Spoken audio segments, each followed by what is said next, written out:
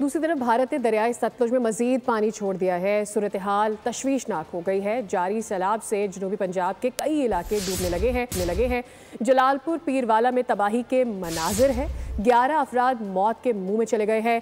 हजारों लोग छत से महरूम हो गए हैं। माल मवेशी और सामान भी रेलों में बह गया है। PTM पंजाब ने खबरदार किया है कि आइंदा 3 दिन जनूबी पंजाब में सैलाब बड़ा चैलेंज बन सकता है।